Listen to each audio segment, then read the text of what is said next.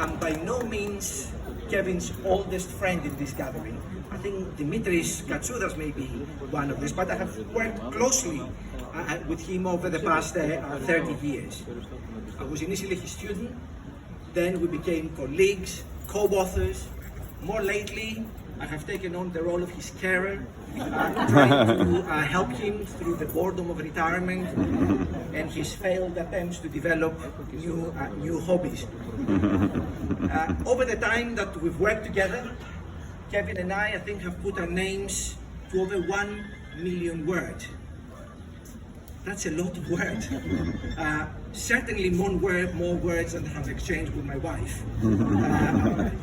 100% more words than my 3 teenage children direct to me these days. Perhaps I'd say here that I would not like to speak about Kevin's academic contribution in this talk. I'm kind of too biased to do this. Plus, I am one of those people that believe that Kevin's greatest legacy lies beyond his academic writings and his insightful commentary. As with all truly wise people, his legacy lies primarily in the example he has set.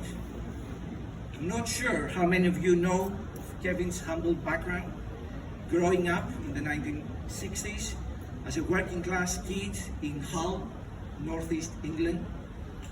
If you don't know where Hull is, or if you've never visited, don't bother.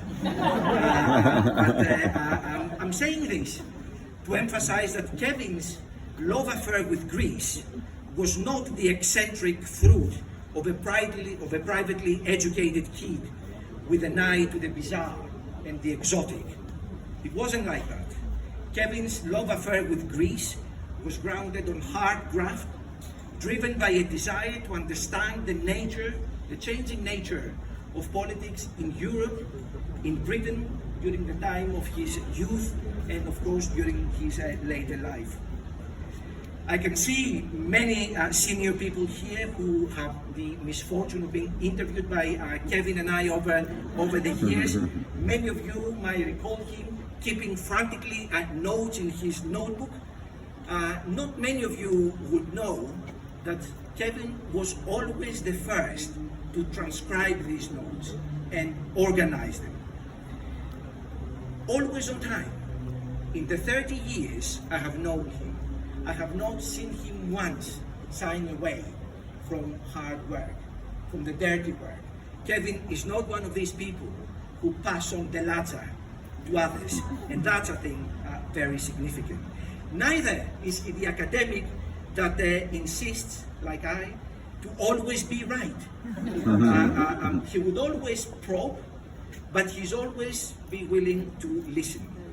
As a collaborator, as a supervisor to over 40 students over the years, as a manager, his own instinct was always to empower others, and through that to make himself better. Kevin's appointment to the directorship of the Hellenic Observatory was clearly a match made in heaven. The job played to his strengths, his collegiality, his hard graft, his determination to remain an active researcher rather than a bureaucrat or a glorified commentator, made the observatory the place that it really is, a very valuable resource for Greek academics and Greek practitioners alike.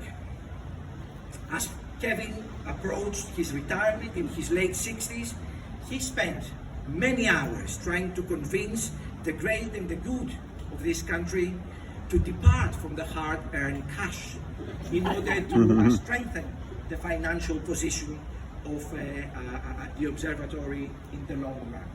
So for those of you who deep pockets tonight, keep them safe and tuck them somewhere away.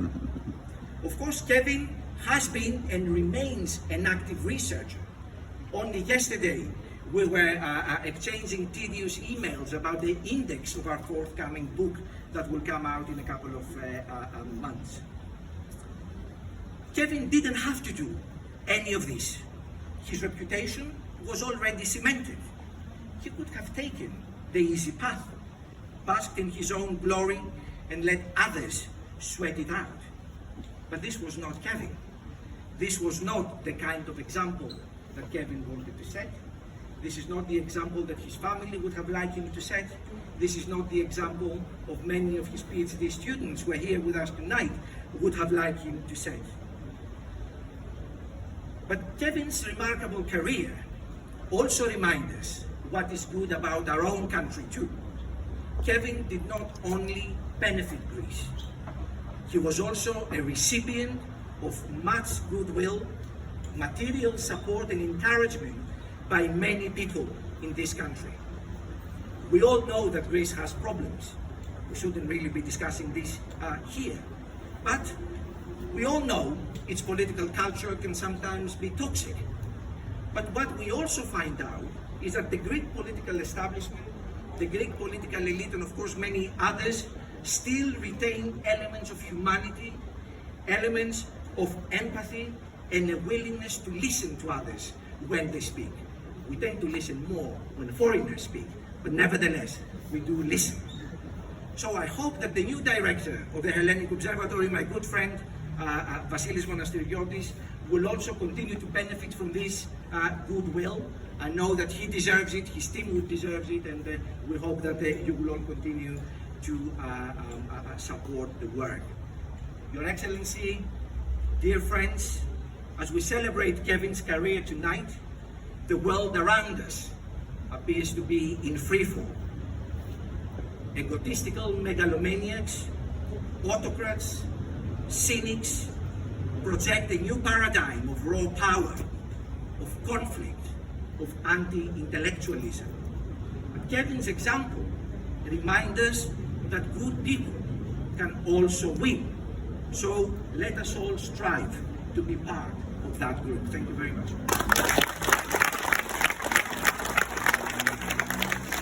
Before I ask Kevin to take the floor, I would like to make him suffer the indignity that many of our speakers here have suffered when they came to the LSE to give a talk. They always receive a cup. I thought it was always very enough, but there it is. It was his idea, and now I will present him a good one.